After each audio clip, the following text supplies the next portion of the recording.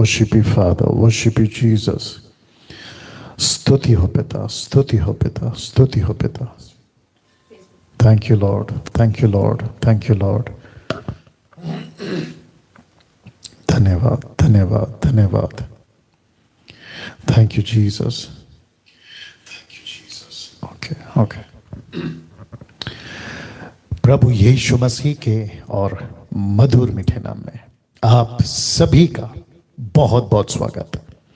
बेहद खुशी है फिर एक और बार या एक और रविवार आपके बीच परमेश्वर ने अनुग्रह दिया कि हम आ सके और आपके बीच यीशु की महिमा कर सके. बेहद खुशी है. एक बहुत अच्छे सब्जेक्ट या विषय के साथ आपके बीच प्रति सप्ताह आता रहूंगा और उसकी शुरुआत आज हो रही है. सबसे पहले आपको बताता चलूं कि मसीह मंथन बैठक हिंदी ऑनलाइन चर्च जिसको मैं आपके बीच में लाता हूं, आप देख सकते हैं 7:30 से 9 बजे तक, लेकिन आज किसी कारण के चलते 8 बजे आपके बीच में आओ, लेकिन 7:30 से 9 बजे तक ही वो चलेगा.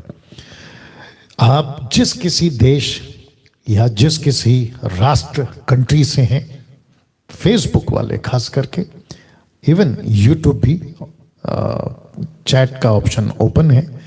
आप अपनी उपस्थिति दर्ज करा सकते हैं कि आप कहां से हैं, किस देश से हैं या आप किस राष्ट्र से हैं, वो आप बता सकते हैं या लिख सकते हैं.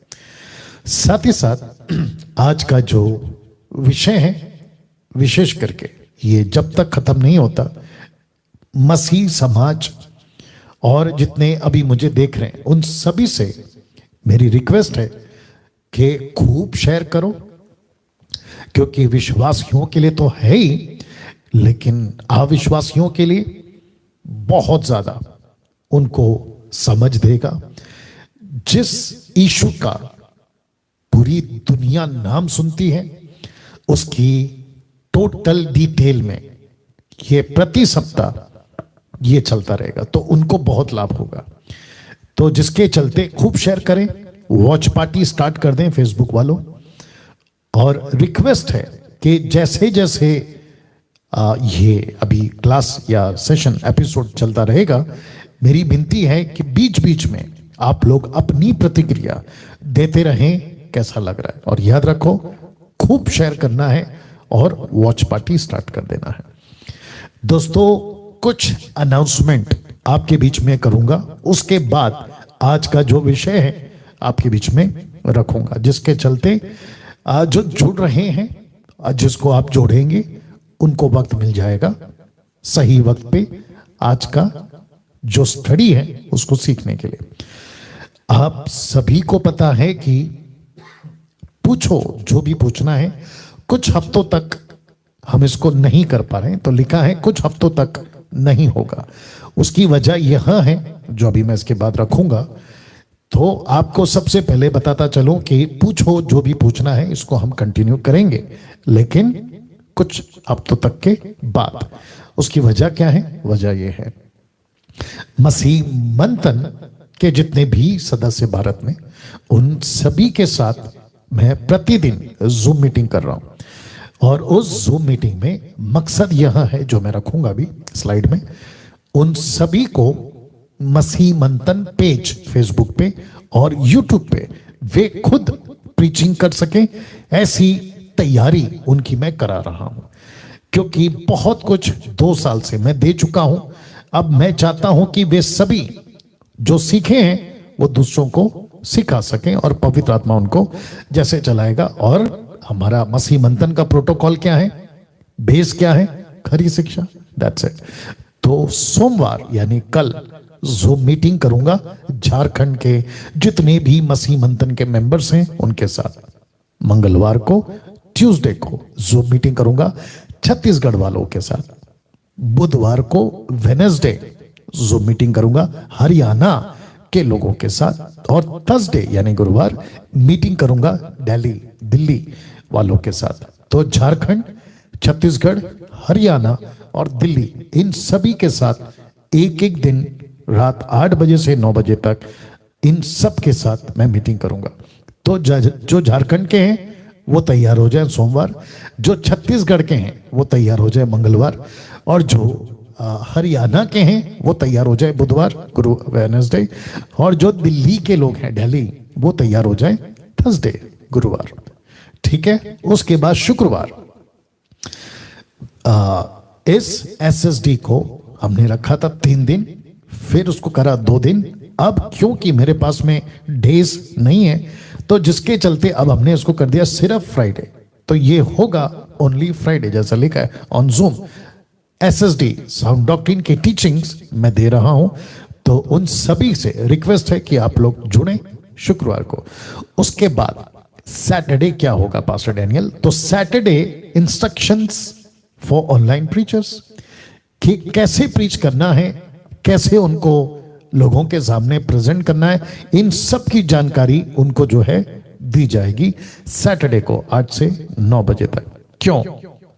अब आप देख सकते हैं कि MMB city Sunday online churches started, के जितने भी मसीह मंथन के सदस्य हैं, पुरुष और स्त्री, लड़का और लड़की, दास और दासी, इन सभी को मैं इनकरेज कर रहा हूं कि फेसबुक पे मसीह मंथन की क्या कहते हैं सिटी वाइज आप लोग खुद की रिस्पॉन्सिबिलिटी पे फेसबुक पर आए, खुद पेज क्रिएट करें और वहां से यीशु की बातें, प्रचार, खरी शिक्षा देना शुरू करें। तो जिसके चलते अभी तक हम कर चुके हैं, आज का पहला संडे था, कई लोगों ने स्टार्ट कर दिया होगा, आप लोग ने देखा होगा, और जो करने वाले हैं अगले हफ्ते से शुरू होगा। लेकिन ऐसा हो सकता है कि आप तक ये जानकारी नहीं पहुंची, तो उन सभी को भी मैं एक मौका और दे रहा हूं कि अगर किसी को जो एमएमबी का सदस्य है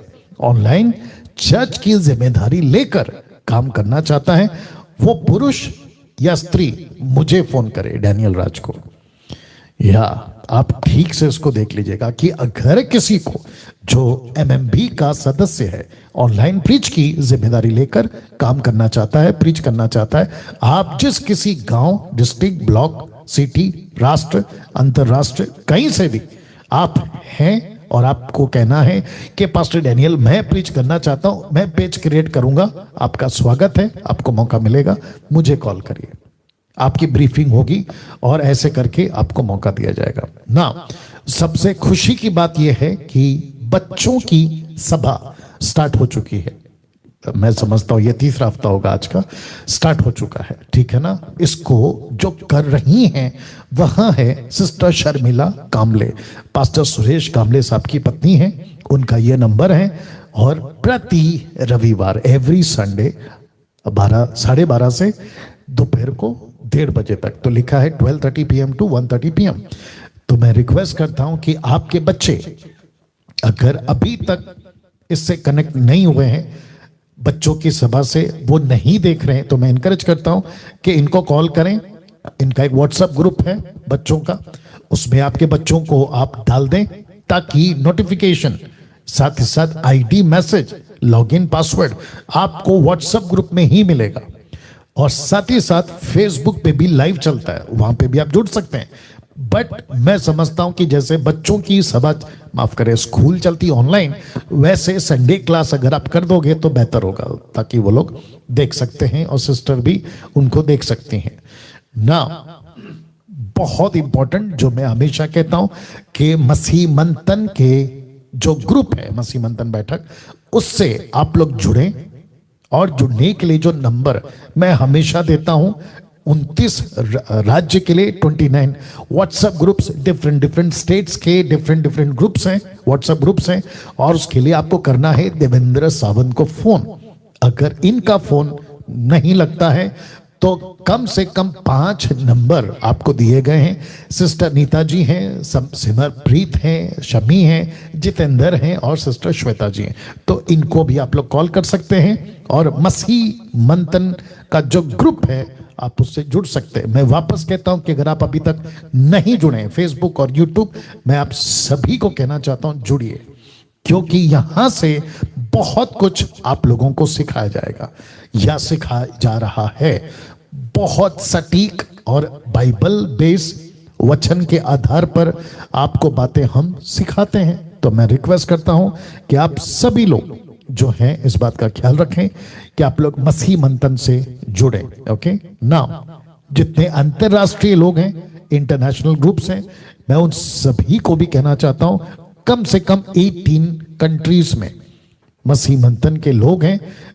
और भी अगर दूसरी कंट्री से जुड़ना चाहते हैं तो सिस्टर आशा व्हीलर जी को कॉल करें और ये आपको जो है ग्रुप में जोड़ देंगे। इस ग्रुप से जुड़ने के बाद देश और विदेश आपको क्या बेनिफिट है। आप मैसेज तो नहीं कर सकते good night, good morning, hello, hi वाला, बट आपको अपडेट्स मिलता रहेगा। मैं क्या कर रहा हूं, कैसे हम आगे काम कर रहे हैं, आपके साथ हम कैसे कनेक्ट होंगे। मैसेज जब हम देते हैं जूम पे तो उसकी आईडी आप तक पहुंचेगी। कोई टीचिंग हमने दिया है तो यूट्यूब का लिंक वहां डाला जाता है। ये सारी चीजें, ठीक है ना, इसका ख्याल रखिएगा। साथ ही साथ आपके स्क्रीन के ऊपर आप देख रहे हैं कि मसीह मंथन इंस्टाग्राम पर है, मसीह मंथन फेसबुक पर है, मसीह मंथन यूट्यूब चैनल पर है, मसीह मंथन का वेबसाइट है, मसीह मंथन का ऐप है, एंड्रॉइड और iOS एप्पल का भी ऐप है। तो मैं रिक्वेस्ट करता हूं कि इन सभी से आप लोग जुड़ते रहें, कनेक्टेड रहें, बहुत सारी चीजें आपको मिलती रहेगी। अब बहुत इंपॉर्टेंट, खास करके उन लोगों के लिए जिनकी शादी नहीं हो रही, शादी की उम्र हो गई है, या आप डिवोर्सी हैं, आपका क्या कहते हैं तलाक हो चुका है मसीह के अंदर, किसी वजह से आप रिश्ता ढूंढ रहे हैं, तो इन सभी के लिए मसीह मंथन बैठक का मैट्रिमोनियल या मैट्रिमोनी आपके बीच में स्टार्ट हो चुका है। आपको करना क्या है, ब्रदर हर्षद जी को कॉल करना है, ये उनका नंबर है, और 500 रुपए रजिस्ट्रेशन फीस है। याद रखिए 500 रजिस्ट्रेशन फीस है। तो मैं रिक्वेस्ट करता हूं कि आप लोग जितने भी लड़का लड़की जिनको मैच नहीं मिल रहा है विवाह के लिए मसीह के अंदर ही, वे सभी हर्षद साहब को कॉल करें और आप रजिस्ट्री कर लें। और याद रखिए कि जो जिब्रिश बात करते हैं, टंग्स, अन्य भाषा, उनको नहीं लेंगे। और साथ ही साथ जिनका डॉक्ट्रिन ठीक नहीं है उनको नहीं लेंगे, सिर्फ उसी को लेंगे जिनकी आत्मिक, शारीरिक, मतलब हर क्षेत्र में वो ठीक हैं, वैसे वालों को हम ले रहे हैं। ठीक है ना, बहुत सारी ब्रीफिंग होगी, हर्षद साहब आपको बताएंगे ना।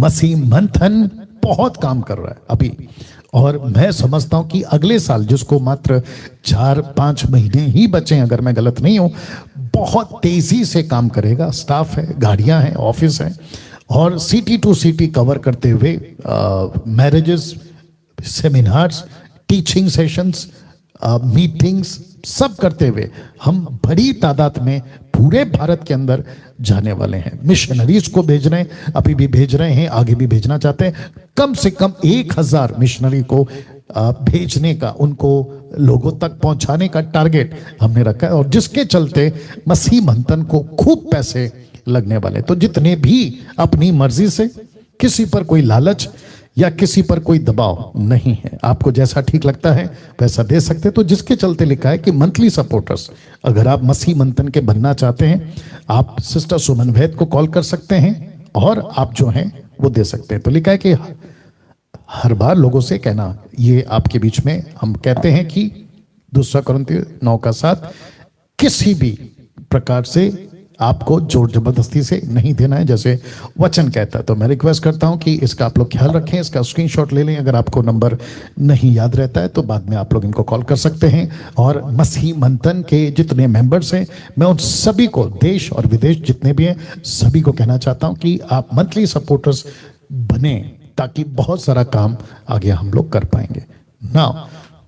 आप सभी जानते हैं कि ऐसे करते हुए हम काम करते हैं ना। इस वक्त में मुझे आज का जो सेशन है, आज का जो मीटिंग है, उस पे लाना होगा। ये रहा आपके बीच में। ओके, मुझे पता है कि कम से कम 14 मिनट मैंने लिए हैं ये सारी बातों को बताने के लिए। कोई दिक्कत नहीं है, पूरा सीरीज मैं इसके ऊपर चलाने वाला हूं, जिस विषय को मैंने अभी स्टार्ट किया। तो फिर से याद दिला दूं, आप सभी के बीच में बहुत ध्यान से सुनिएगा, वॉच पार्टी स्टार्ट कर दीजिए अगर नहीं किया है, शेयर करना अभी स्टार्ट किए कर दीजिए, और जितने यूट्यूब पर अभी देख रहे हैं वे भी जब ये अपलोड होगा तो उसकी वीडियो लिंक दूसरों तक भी आप लोग फैलाएं। आइए एक प्रार्थना के साथ आज का जो सेशन है, आज का जो एपिसोड है, इस अद्भुत विषय पे उसको हम शुरू करेंगे। सभी जहां कहीं पे भी हैं अपनी आंखें बंद कर लें और प्रार्थना करेंगे। आइए प्रार्थना करते हैं।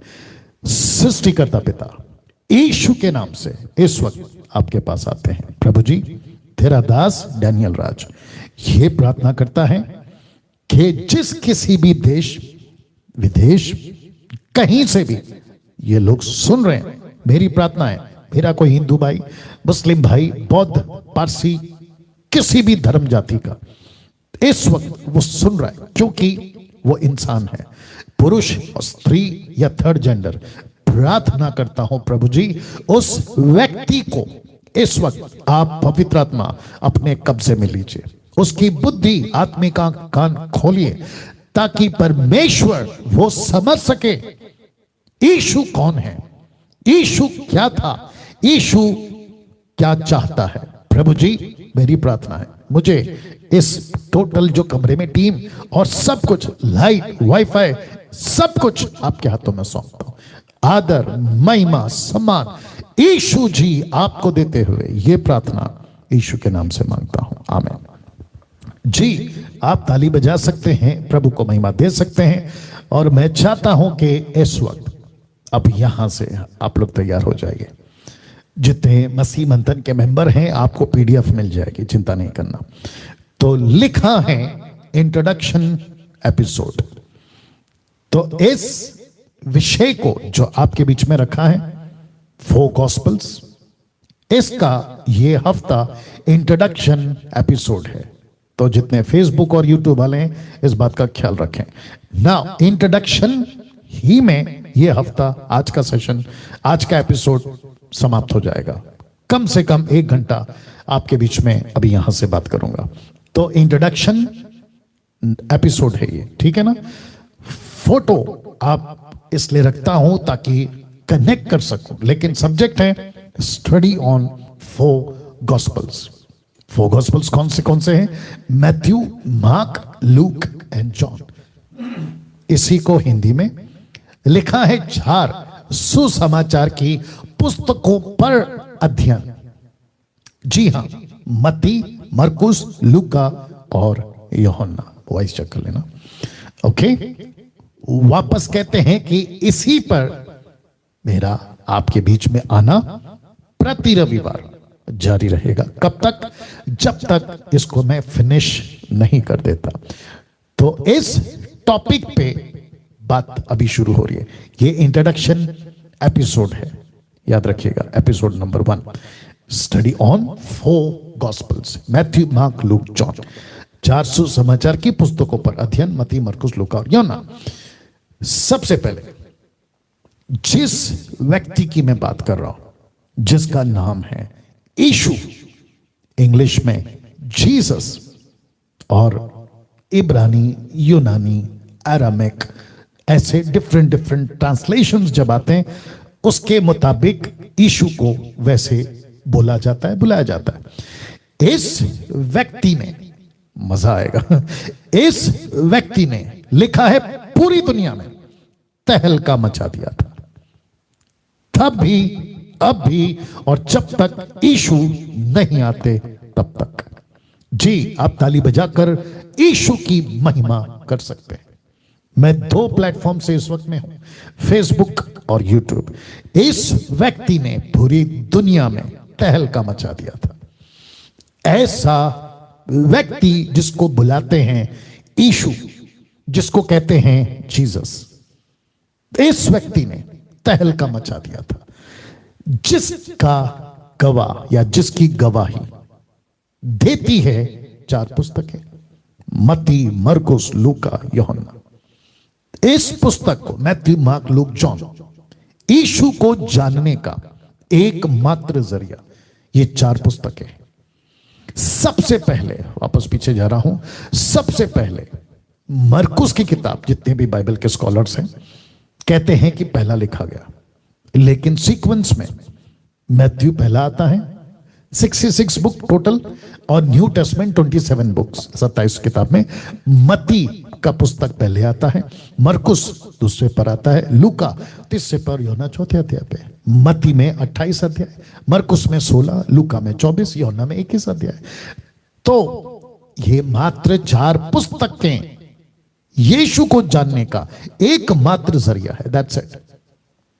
आपके पास, मेरे पास जो जानकारी है, यीशु कौन था, यीशु कैसा पैदा हुआ, यीशु कहां पला बड़ा, यीशु ने क्या किया, चमत्कार क्या थे, यीशु का प्रचार क्या था, टीचिंग क्या थी, यीशु क्रूस पर कैसे मरे, कैसे जी उठे, कैसे उठा लिए गए, असेंशन, उसके बाद यीशु कैसे आएगा, यीशु की जानकारी अगर मुझे और आपको अभी तक मिली, आगे भी मिलती रहेगी, तो मात्र ये 4 किताबें, जिसका नाम मत्ती, मरकुस, लूका, यूहन्ना, मैथ्यू, मार्क, लूक, जॉन। वाह। तो इसका मतलब है कि जो भी मसीह को फॉलो करता है, धर्म आपका कोई भी हो, क्योंकि धर्म का तो चक्कर ही नहीं है, जो भी व्यक्ति यीशु को फॉलो करता है या यीशु के पीछे चलता है, उस व्यक्ति को यीशु के बारे में जानने के लिए ये 4 किताबें पढ़ना बहुत जरूरी है। तो मैं तो इसको 29 साल से पढ़ रहा हूं, 29-30 साल आप बोल सकते हैं, मैं इसको पढ़ते आ रहा हूं, और इसको आप जितना पढ़ोगे ये उतना आपसे बात करेगी। और जिसके चलते अब या आज से 29 साल पहले अब तक साल में मैंने फर्स्ट टाइम ये तय किया आपके बीच ये 4 किताबों को लेकर आऊं और इसकी बातें करूं, और ये प्रति सप्ताह चलता रहेगा जब तक ये एपिसोड खत्म नहीं होता है, ठीक है ना? उसके लिए आप लोग तैयार रहिएगा। तो यीशु को जानने का एकमात्र जरिया 4 किताबें, 4 पुस्तक, 4 गॉस्पेल्स, जिसको मैं लेकर बात कर रहा हूं। तो जो नहीं पढ़ा है अभी तक, पढ़ना स्टार्ट करिए, खूब पढ़िए, खूब पढ़िए। आपको जितना पढ़ोगे उतना यीशु की जानकारी मिलेगी। अगर आप यीशु के ट्रू फॉलोवर्स हैं तो आपको यह पढ़ना बहुत जरूरी है, ठीक है ना? एक कनेक्शन या लॉजिक आपके बीच में रख रहा हूं जो पूरी दुनिया जानती है। टाटा हो, बिरला हो, लंदन का प्रिंस हो, नेता हो, अभिनेता हो, रोडपति हो, करोड़पति हो, अमीर हो, गरीब हो, उच्च जाति, पिछड़ी जाति, बच्चे, बुजुर्ग, जवान, इन अभी जो मैं रखूंगा, ऐसा शायद ही कोई व्यक्ति होगा जो इसको नहीं जानता, और वह है यह, जिसको कहते हैं BC to AD, before Christ, after death, anno Domini, the year of lord, ये भी कहते हैं, ठीक है ना? BC और AD। आपको पता है, अगर कोई पुरानी बात लोगों को लिखनी हो, चाहे वो किसी भी धर्म का हो, वो जरूर लिखता है BC and AD, वो मेंशन करता है। तो लिखा है इंग्लिश में, how the first Christmas changed everything, जिसका हिंदी अनुवाद है, मसीहा के जन्म ने सब कुछ बदल दिया। जैसे ही यीशु पैदा हुआ, मैं यीशु का 4 पुस्तकों का इंट्रोडक्शन का एपिसोड चला रहा हूं, ठीक है ना? यीशु जैसे ही पैदा हुआ, सब कुछ बदल गया, सब कुछ बदल गया। कैलेंडर से लेकर, इतिहास से लेकर, आत्मिक दुनिया से लेकर, लूसीफर का दुनिया से लेकर, परमेश्वर का राज्य से लेकर, मानव जाति तक सब कुछ बदल गया इस एक व्यक्ति के पैदा होने पर। अब आप सोच के देखिए, ये ऐसा व्यक्ति है, मुझे माफ करिए पीछे जाना होगा, ये ऐसा व्यक्ति है, लिखा है कि पूरी दुनिया में तहलका मचा दिया। अब आपको पता लग रहा होगा कि मैंने ये स्टेटमेंट क्यों रखा है। इस एक व्यक्ति ने जैसे ही पैदा हुआ, कैलेंडर के 2 टुकड़े कर दिए साहब, कैलेंडर के 2 टुकड़े कर दिए। एक टुकड़ा कर दिया 2 टुकड़ा मतलब विभाजन, ठीक है ना? एक हो गया BC, दूसरा हो गया AD। अब आप सोच के देखिए, किसी के पैदा होने से ये नहीं हुआ। इतिहास गवाह है, इतिहास गवाह है। आप किसी को भी उठा लीजिए, किसी भी महात्मा को उठा लीजिए, किसी भी गुरु को उठा लीजिए, या कोई भी संत आदमी को उठा लीजिए, या कोई भी पत्थर लकड़ी को पूजने वाले का बात कर रहा हूं मैं, उन तक का भी बात कर लीजिए। यीशु के पैदा होते ही सब कुछ बदल गया। तो लिखा है, how the first Christmas changed everything. वाह यीशु के जन्म ने सब कुछ बदल दिया। अब क्योंकि 3 महीना अगर मैं गलत नहीं हूं बचा हुआ है दिसंबर आने में, मेरी रिक्वेस्ट है सभी मसीह समाज के लोगों से हाथ जोड़ के कि सेंटा क्लॉज को फेमस मत करो, इस मसीहा को फेमस करो। आपका घर केक खाओ, केक काटो, पेंटिंग करो, डेकोरेट करो, सब कुछ करो, लेकिन यीशु को हाईलाइट करो, नॉट सेंटा क्लॉज, बाकी किसी चीज को नहीं। और जितने मीडिया वाले अगर उन तक ये वीडियो पहुंचता है या वो देख या सुन रहे हैं, उनको भी कह दूं कि यीशु को हाईलाइट करो, सेंटा क्लॉज को नहीं, या फिर किसी और को नहीं। वो जो स्टार है ना, जो सबके घर के बाहर लटका रहता है, उसको हाईलाइट नहीं, क्योंकि वो तो अपना काम करके चला गया, लेकिन जिसका रास्ता दिखाया उसको हाईलाइट करिए, उसको फेमस करिए, और उसका नाम है यीशु, उसका नाम है जीसस। वाह। तो इस स्लाइड को रखते वक्त आपके दिमाग में ये बात को डाल रहा हूं कि मसीहा के पैदा होते ही सब कुछ बदल गया। और ये कहां से पता चला? 4 किताबें, मैथ्यू, मार्क, लूक, जॉन, आगे रखूंगा ना। मैंने क्यों कहा कि इस व्यक्ति ने तहलका मचा दिया, क्यों कहा? उसकी वजह में से एक वजह यह भी है। तो लिखा है कि इस मसीहा के लिए, लाइन को ध्यान दीजिएगा, इस मसीहा के लिए कई लोग शहीद भी हुए, कई तादाद में लोग मरे इस मसीहा के लिए। कैसे? यीशु का प्रचार करते वक्त लोगों ने मार दिया, यीशु की घोषणा करते वक्त लोगों ने मार दिया, यीशु की चर्चा करते वक्त लोगों ने कत्ल कर दिया, जिंदा आग में जला दिया, जानवरों के बीच में डाल दिया ताकि वो उसको खा लें, और न जाने क्या क्या टॉर्चर किस लेवल पे किया आप उसकी कल्पना तक नहीं कर सकते हैं, उस लेवल पे। तो इस मसीहा ने पृथ्वी पे आते ही, जन्म लेते ही तहलका मचा दिया। दूसरा, पूरी दुनिया का नक्शा बदल दिया, बीसी और एडी। और अभी जो आप स्लाइड देख रहे हैं वो ये है कि इस मसीहा के लिए मौतें हुई हैं, शहीद हुए हैं लोग। ऐसा क्यों मैं कह रहा हूं, ये क्यों रखा हूं? क्योंकि मजाक नहीं है मैं जो प्रचार कर रहा हूं, ये कोई चंदा मामा की कहानी नहीं सुना रहा, सच्ची घटना। इस मसीहा के लिए अगर तब, अब और आगे भी अगर जाने दे रहे हैं और देते रहेंगे तो क्यों? पागल नहीं है ना कोई। जो मर गए थे वो पागल नहीं थे ना साहब, उन सभी ने अपनी जान दी है इस मसीहा के लिए। तो सोच के देखो, बात तो तगड़ी है ना इसमें। फिर कुछ लोग कहते हैं, ध्यान दीजिएगा, नाराज भी हो जाएंगे आप लोग, कोई बात नहीं, पर सत्य को तो बोलना पड़ेगा, और सत्य काटता है, कुछ नहीं कर सकते। कुछ लोग कहते हैं कि यीशु को मानना मतलब विदेशी भगवान को मानना, जिसको इंग्लिश में कहते हैं फॉरेन्स गॉड। ये फॉरेनर का गॉड नहीं है ना साहब, ये मानव जाति का गॉड है। ये पूरी दुनिया का मसीहा है। और जिस किसी ने अपनी जान दी, शहीद हो गए, मसीह के लिए मर गए, उनको कत्ल किया गया, ऐसे लोगों को पूछिए आप क्यों मर रहे हैं, वो बताएंगे कि ये मसीहा की क्या बात है। बच्चे जिनके माँ बाप के सामने बच्चों को काट दिया गया, बच्चों के सामने माँ बाप को जिंदा जला दिया गया, उनको पूछिए, वो बताएंगे कि इस मसीहा में क्या बात है। तो जब मैं कह रहा हूं कि मसीहा ने तहलका मचा दिया था, तब, अब और आगे भी इस मसीहा का प्रचार करते हुए मैं हमेशा कहता हूं, मुझे गर्व है, मैं घमंड करता हूं कि मैं एक ऐसे परमेश्वर का प्रचारक हूं जो सच्चा है, जो जिंदा है, जो आदि है, अंत है, अल्फा है, ओमेगा है, वही सब कुछ है। मैं उसका प्रचारक हूं। मैं क्रिश्चियनिटी का प्रचारक नहीं हूं। मैं हमेशा कहता हूं, मैं किसी डिनोमिनेशन को प्रेजेंट करने वाला प्रीचर, पादरी नहीं हूं। मैं यीशु का प्रचारक हूं, उसके राज्य का प्रचारक हूं। और इस बात को बोलने में मुझे घमंड है, क्योंकि मैं हूं।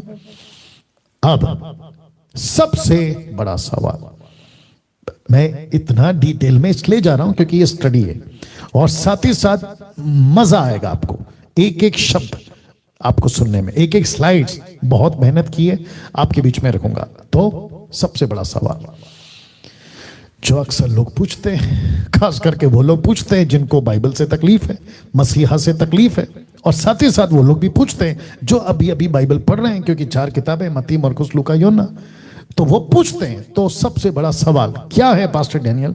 रख रहा हूं, गेट रेडी, रख रहा हूं। और फिर से कहता हूं, बीच बीच में बोलता रहूंगा, वॉच पार्टी करिए, शेयर करिए, खूब शेयर करिए, और कमेंट्स जारी रखिए। थंब, हार्ट, जो भी आपको भेजना है जारी रखिएगा, ठीक है ना? और सेम टाइम सुनते रहिएगा। तो वो कौन सा बड़ा सवाल है? बड़ा सवाल है कि सुसमाचार की पुस्तकें 4 अलग अलग दिशाओं में क्यों? हाँ, ये प्रश्न है। हाँ, अब आपको भी क्लिक हुआ रहेगा, अरे हाँ यार, ये बात तो सही है। अक्सर लोग पूछते हैं, ओके, मत्ती की किताब मरकुस से कॉन्ट्रडिक्ट क्यों करती है? मरकुस की किताब लूका से, लूका की किताब यूहन्ना से, और यूहन्ना की किताब मत्ती और मरकुस और लूका से क्यों कॉन्ट्रडिक्ट करती है? मतलब आपस में ये मैच क्यों नहीं करती? और चलो ठीक है, दूसरा, एक व्यक्ति है, एक कहानी है, एक सच्ची घटना है, तो उसको एक ही पुस्तक में लिखो, 4 में क्यों? यह प्रश्न आपका होगा। तो इसका जवाब मैं कई तरीके से दूंगा, और वो कौन कौन सा तरीका है आपको खूब मजा आएगा। सो गेट रेडी। तो वापस आ रहा हूं, बड़ा सवाल। सवाल क्या है? सुसमाचार की पुस्तकें 4 अलग अलग दिशाओं में क्यों? Question mark. यीशु के जन्म पर अलग अलग दिशाएं, यीशु के वंशावली पर अलग अलग दिशाएं, यीशु के चमत्कार पर अलग अलग दिशाएं, मंदिर का पर्दा कब फटा? मत्ती कहता है मरने के बाद, लूका कहता है मरने से पहले। कब फटा? उस पर अलग अलग दिशाएं। यीशु के कब्र पर अलग अलग दिशाएं। मरियम पहुंची थी, मैगदलीन पहुंची थी, कब्र का पत्थर कब हटा? सुबह हटा, मरियम पहुंची तब हटा। ऐसे बहुत सारे अलग अलग एंगल हैं। तो कुछ लॉजिक कनेक्शन आपको देता चलूंगा। वापस कहता हूं, बड़ा सवाल कौन सा है? फिर से रख रहा हूं, यह है सवाल कि 4 पुस्तकें अलग अलग दिशाओं में क्यों? आप भी पढ़ते होंगे ना, अभी जो मसीह मंथन के मेंबर्स हैं वो भी पूछ रहे होंगे, आप जो अभी 3-4 महीने से मसीह में, आप भी पूछ रहे होंगे, और वो लोग भी पूछ रहे होंगे जो 40 साल से मसीह में, और वो जो मसीह में है ही नहीं, हिंदू है, मुस्लिम है, बौद्ध है, पारसी है, आप अलग अलग जाति धर्म के हैं, आप भी पूछ रहे होंगे, यार बात तो ठीक है, यीशु एक है, यीशु की घटना एक है, तो 4 किताबें अलग अलग क्यों? उसका जवाब दे रहा हूं, ठीक है ना? जवाब कुछ ऐसा है साहब। सबसे पहला मैं चाहता हूं कि आप देख लें कि एक घर है और घर में 4 लोग हैं। इनसे पूछा गया आपका घर का कलर क्या है? तो एक ने कहा लाल, इसी घर के लोगों ने, दूसरे ने कहा पर्पल, ब्लू, पर्पल नहीं, पर्पल बैंगनी कलर, हाँ। तीसरे ने तीसरे को पूछा, उसने कहा कि ब्लू, नीला। चौथे को पूछा, उसने कहा काला। अरे बाप रे, ऐसे कैसे हो सकता है? ऐसे कैसे हो सकता है? तो लिखा है कि चारों को एक ही घर 4 अलग कलर में क्यों दिख रहा है? अब आपको मैं इसका जवाब देता हूं। देखिए, घर कितना एक ही है, लेकिन चारों ने अपने अपने हिसाब से कलर बताया। आपको इसका जवाब दे देता हूं क्योंकि मुझे आगे भी जाना है। तो वापस से कह देता हूं कि चारों को एक ही घर 4 अलग कलर में क्यों दिख रहा है? क्यों दिख रहा है? इसका क्वेश्चन आंसर दे रहा हूं। इस व्यक्ति को, ये जो 4 व्यक्ति हैं, इनको एक को पूछा आपका घर का कलर क्या है? तो एक ने कहा लाल। तो जो एक तरफा का कलर था, 4 एंगल होते हैं ना, 4 दिशाएं होती है ना, तो उसने कहा कि मैं देख रहा हूं कि मेरा घर लाल है। दूसरे ने कहा मैं देख रहा हूं कि मेरा घर पर्पल है, बैंगनी कलर। तीसरे को पूछा, मैं देख रहा हूं, कहता है मेरा घर ब्लू है। चौथा कहता है मेरा घर ब्लैक है। तो चारों लोग 4 अलग अलग दिशा से देख रहे थे, जबकि घर कितना है? एक। दिक्कत क्या है? अलग अलग एंगल। तो क्या गलत है, कॉन्ट्रडिक्ट है? बिल्कुल नहीं। वैसे ही जिसको हम कहते हैं सुसमाचार, यीशु की 4 किताबें, मत्ती, मरकुस, लूका, यूहन्ना, यीशु का एक एंगल, ये वाला मत्ती ने बताया, दूसरा उसी यीशु का दूसरा एंगल मरकुस ने वो बताया, लूका ने वो एंगल, और यूहन्ना ने ये एंगल। तो कॉन्ट्रडिक्ट कहां है? कहीं पे भी नहीं है। और दिक्कत कहां है? कहीं पे भी नहीं है। आपके पास अगर किसी एक, देखिए कभी कभी कुछ लोग क्या कहते हैं ना, कोई एक्सीडेंट हो जाता है, या फिर जो पुलिस होती है, सीआईडी होती है, उनको देखना होता है, तो बोलते हैं यार यहां से जांच करा है अब यहां से करते हैं, यहां से जांच करा अब यहां से करते हैं। तो अच्छा है ना आपके पास में 4 एंगल है। और इसको मैं बिब्लिकली भी बताऊंगा कि क्यों 4 जरूरी था, 4 सुसमाचार, मैं वो भी बताऊंगा, खूब मजा आएगा।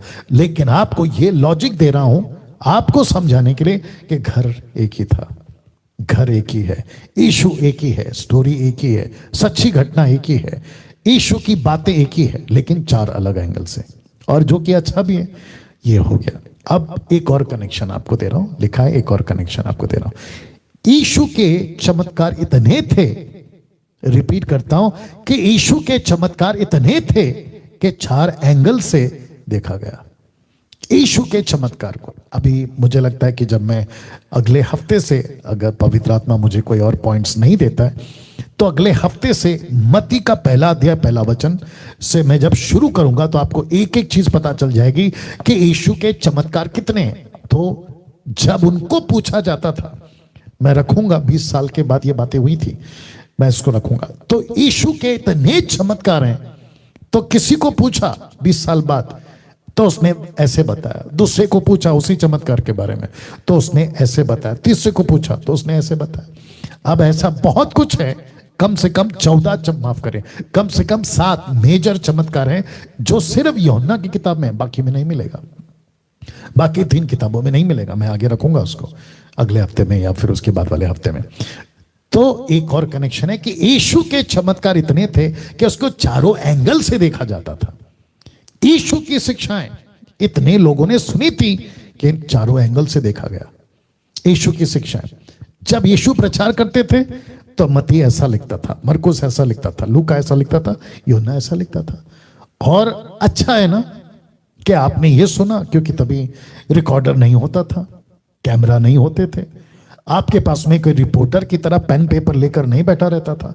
तो वो जैसे सुनते थे, 20 साल के बाद उन्होंने लिखा मत्ती की किताब, 20 साल बाद मरकुस की किताब, 20 साल बाद मैं रखूंगा लूका और यूहन्ना की किताब। तो उस वक्त उनके जहन में पवित्र आत्मा ने जो डाला या उनको जो याद दिलाई, क्योंकि यीशु ने कहा था कि मेरे जाने के बाद पवित्र आत्मा आएगा और वो तुमको सब बातें बताएगा।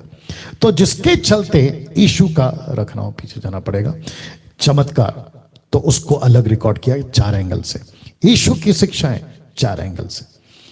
क्या बात है, एक और कनेक्शन दे रहा हूं जो कि आपको बहुत जोड़ेगा, ठीक है ना। फोटो देख लीजिए पहले। या मत्ती की पुस्तक जब लिख रहा था, मत्ती वो खुद एक यहूदी था, तो मत्ती की पुस्तक जब लिख रहा था 28 अध्याय, तो यहूदियों के दृष्टिकोण से लिखा गया, यहूदियों के जूइश कॉन्सेप्ट में लिखा गया था। कैसे, बहुत कुछ है जो मैं आगे बात करूंगा, लेकिन मत्ती 2:2, मैथ्यू 2:2 क्या कहता, देखो, यहूदियों का राजा जिसका जन्म हुआ है कहां है। क्यों? क्योंकि हमने पूर्व में उसका तारा देखा है, उसको प्रणाम करने आए हैं, यहूदी, जूइश, उस कॉन्सेप्ट में। तो वापस पीछे जा रहा हूं, मत्ती की पुस्तक यहूदियों की दृष्टिकोण से लिखा गया। तो आप जितने अभी मुझे सुन रहे हैं, बहुत ध्यान दीजिएगा, आप अभी मुझे जितने सुन रहे हैं, आपके दिमाग में एक बात डाल देना, मैं भी डाल चुका हूं, आप भी डाल देना, कि मत्ती की पुस्तक को पढ़ते वक्त में आपको यहूदी दृष्टिकोण दिमाग में रखना है। पढ़ते वक्त में ओके, यहूदी के हिसाब से मत्ती ने लिखा है। तो यीशु को जब वो पेश कर रहा था तो यहूदी की दृष्टिकोण से पेश कर रहा था, क्योंकि वो खुद भी यहूदी है।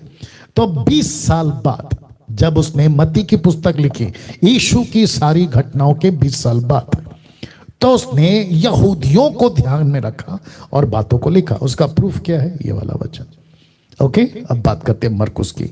मरकुस की पुस्तक कौन सी दृष्टिकोण से लिखी गई है? रोमी साम्राज्य, रोमन्स, रोमी साम्राज्य। मरकुस की किताब को पढ़ते वक्त में आप ध्यान दीजिएगा, जो कि मैं आगे रखूंगा भी जैसे जैसे एपिसोड चलेगा, आपको मरकुस की किताब में जीनोलॉजी, वंशावली नहीं मिलेगी, नहीं मिलेगी। आपको मत्ती में मिलेगी वंशावली, लूका में मिलेगी, मरकुस में और यूहन्ना की किताब में नहीं मिलेगी। मैं आपको आगे भी बताऊंगा कि क्यों। ओके, तो जितने अभी सीख रहे हैं, स्टडी ले रहे हैं, आप 4 किताबों को अभी तक देख रहे हैं। तो मरकुस हो गया, मती हो गया, अब ये मरकुस है कि मरकुस की किताब रोमी साम्राज्य के दृष्टिकोण से लिखा गया है। और उसका प्रूफ क्या है? यीशु ने कोई बात नहीं करी, उसकी शुरुआत मरकुस लिखने वाला सीधा उसी पहले अध्याय का 15वें वचन में कहता है कि समय पूरा हुआ, परमेश्वर का राज्य निकट आ गया है, मन फिराओ, सुसमाचार पर विश्वास करो। तो ऐसी बातें बोलने का पर्पस, ऐसी बातें रखने का पर्पस उन रोमी साम्राज्य के लोगों को क्या जरूरत है, यहूदी क्या है, वंशावली क्या है, कहां पैदा हुआ, शास्त्रियों ने क्या कहा, प्रॉफिट्स ने क्या कहा, उसको नहीं लेना देना है। तो मरकुस ने किसको दिमाग में रखा? रोमी साम्राज्य को। और कहा कि मैं तुमको लिख रहा हूं कि इस मसीहा को जिसको हमने देखा है 20 साल पहले, क्योंकि मरकुस की किताब 20 साल बाद लिखी गई, यीशु की घटनाओं के 20 साल बाद, ऐसे स्कॉलर्स कहते हैं, ठीक है ना? या वाह, कभी सुना था ये बातें? मत्ती की किताब यहूदियों के दृष्टिकोण से, मरकुस की किताब रोमी साम्राज्य के दृष्टिकोण से। और यीशु को मरकुस लिखते वक्त में जब यीशु को पेश कर रहा था तो उसकी नजर में रोमी लोग थे, रोमी साम्राज्य के लोग थे। लूका की पुस्तक को कौन सी दृष्टिकोण से पढ़ सकते हैं? यह लिखा गया अन्य जातियों के दृष्टिकोण से लिखा गया था, जेंटाइल्स, अन्य जाति। कैसे प्रूफ है? देखिए लूका 9 का 10, माफ करें 19 का 10, लूक 19:10 लिखा है, क्योंकि मनुष्य का पुत्र खोए वो को ढूंढने, उनका उद्धार करने आया। इस पुस्तक में आपको बहुत सारे पैराबल्स, बहुत सारे उदाहरण, बहुत सारी कहानियां ऐसी मिल जाएगी कि खेत में छुपा हुआ खजाना, एक मेमना घूम गया, परमेश्वर का जब कोई मन फिराता है तो स्वर्ग के राज्य में आनंद मनाया जाता है, लूका 15:10, ऐसा बहुत कुछ मिल जाएगा आपको। तो किसकी दृष्टिकोण है? वापस पीछे जा रहा हूं, अन्य जाति। तो जब लूक लिख रहा था, तो लूक कौन है? पेशे से डॉक्टर, वैद्य है। तो उसने कहा कि ओके, मैं काम करता हूं, मैं घूमता हूं इनके बीच में, 20 साल बाद मैं घूमता हूं इनके बीच में, इनको पूछता हूं कि यीशु का प्रचार कैसा था, यीशु की कहानियां कैसी थी, यीशु के पैराबल्स कैसे होते थे। तो उसने अन्य जाति को दृष्टिकोण में रखकर लिखा। Got the point? इसका प्रूफ है यह वचन। चौथा, यूहन्ना की पुस्तक बहुत इंटरेस्टिंग है, बहुत पावरफुल है, सभी को ध्यान में रखकर लिखा गया, सबको।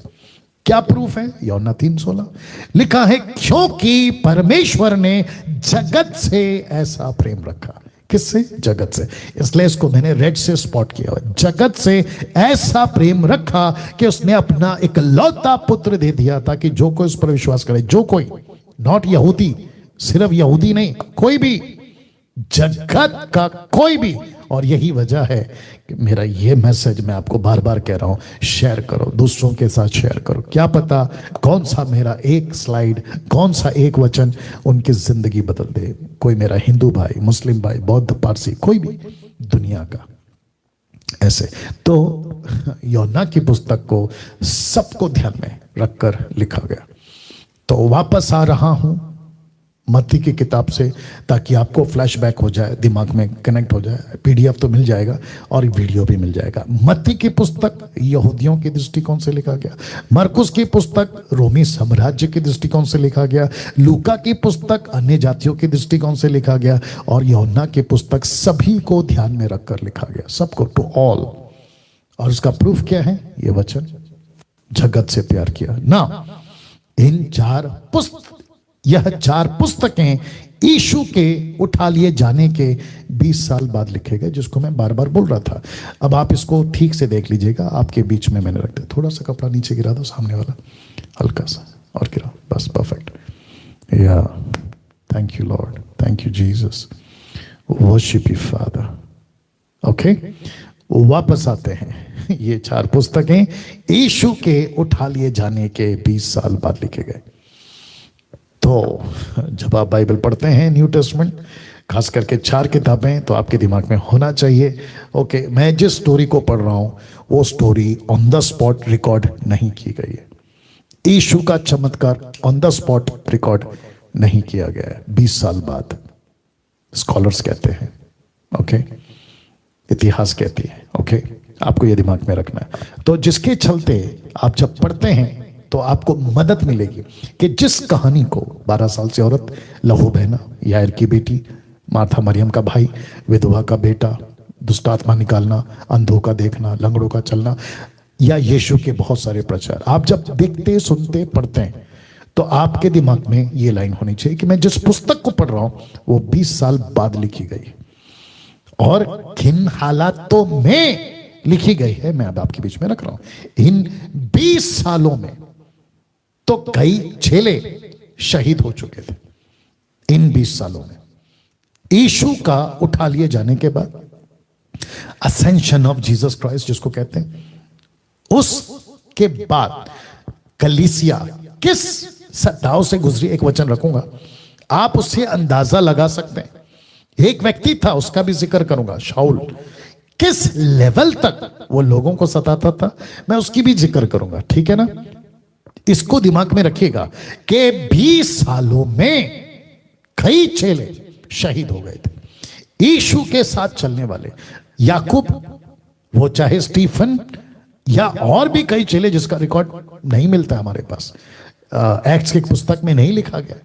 तो ऐसे करके आपके दिमाग में यह भी रखना होगा, एक आपको रखना ये लाइन, दूसरा आपको रखना ये लाइन। तो यीशु के साथ चलने वाले, आप जिसको दिक्कत हुई मती को टोटल डेटा कलेक्ट करने में, अरे उसको पूछूंगा, पता चला अरे यार वो तो पिछले हफ्ते मर गया, अरे वो तो पिछले साल मर गया, या अरे वो तो 10 साल पहले मर गया। अच्छा, यीशु के साथ जिसने बिल्कुल कंधे से कंधा मिलाकर चला, वो कहां है, तो उसको पकड़ो, उसको पूछो, उससे फिर डेटा जमा किया। ऐसे करके 4 पुस्तकें आप तक पहुंची है 20 साल के बाद। वाह, कभी सोचा था इस बात को? सोचिएगा। तो क्यों इस 20 साल के दरमियान किस लेवल का सताव से गुजरा, उसका एक झलक इस वचन में मिलता है। एक्ट्स चैप्टर 8 वर्स 1, प्रेरितों की किताब 8 का 1, लिखा है, उसी दिन यरूशलेम की कलीसिया पर मैंने लाल से स्पॉट किया है, लिखा है बड़ा उपद्रव होने लगा, ग्रेट ट्रिब्यूलेशन या सताव, बड़ा सताव आने लगा। प्रेरितों को छोड़ सब के सब यहूदिया, समरिया देशों में तितर बितर हो गए। और उसी 8 का 3 में, एक्ट्स 8:3 में लिखा है, शाऊल, आप देख सकते हो, उसको मैंने लाल से स्पॉट किया है, शाऊल कलीसिया को उजाड़ रहा था, डिस्ट्रॉय कर रहा था, यीशु की कलीसिया को सता रहा था, उजाड़ रहा था। कैसे? लिखा है, घर घर घुस घुस कर पुरुषों और स्त्रियों को, अब देखो पुरुष और स्त्री आ गए, इसका मतलब है कि कलीसिया को चलाने वाले पुरुष भी थे और कलीसिया को चलाने वाली स्त्रियां भी थी। इसलिए कुछ लोग, मूर्ख लोग कहते रहते हैं कि स्त्री कैसे कलीसिया चला सकती, तो फिर यहां पे क्या है यहां पे क्या है? तो घर घर घुस घुस कर पुरुष और स्त्रियों को घसीट घसीट कर बंदी गृह में डालता था। कौन? शाऊल, पौलुस जो बाद में बन गया शाऊल। अब आपको अंदाजा मिल रहा है, जब मैंने ये रखा ना कि इन 20 सालों में तो कई चेले शहीद हो गए, अब आपको अंदाजा मिल गया होगा कि वाकई में ऐसी हालत इनकी हुई होगी। अब इसको देखिए, चारों सुसमाचार की पुस्तकें तब लिखी गई थी जब यीशु की बात करने वालों को मार डाला जाता था। ओहो हो, मार डाला जाता था। मैं आपको उसकी एक वचन रखकर झलक दूंगा, ठीक है ना।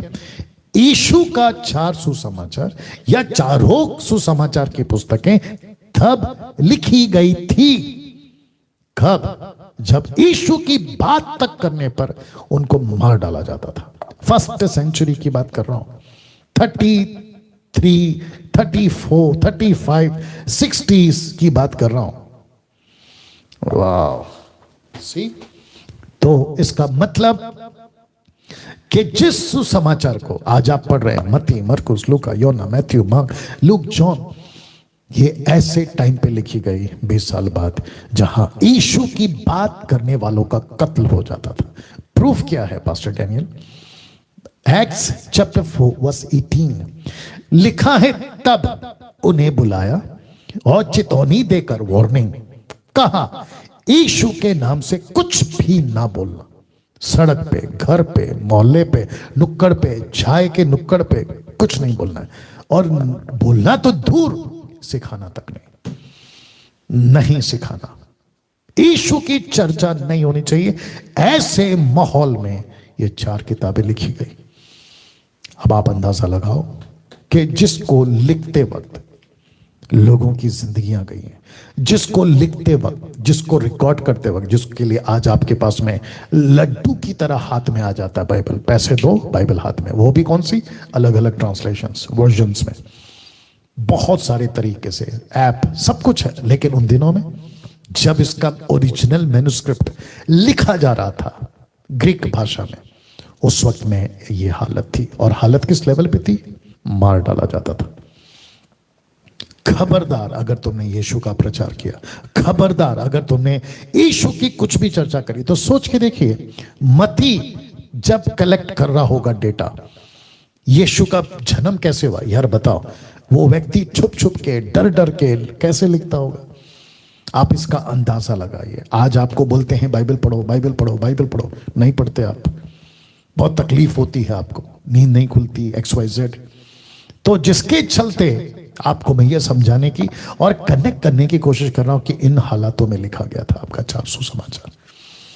वाह कैसा लग रहा है, कभी सोचा था 400 समाचार, जिस एक व्यक्ति का जिक्र हुआ जिसने तहलका मचा दिया, और अभी भी मचा रहा और आगे भी मचाएगा जब तक वो नहीं आ जाता। तो इसको दिमाग में रखिएगा, ठीक है ना।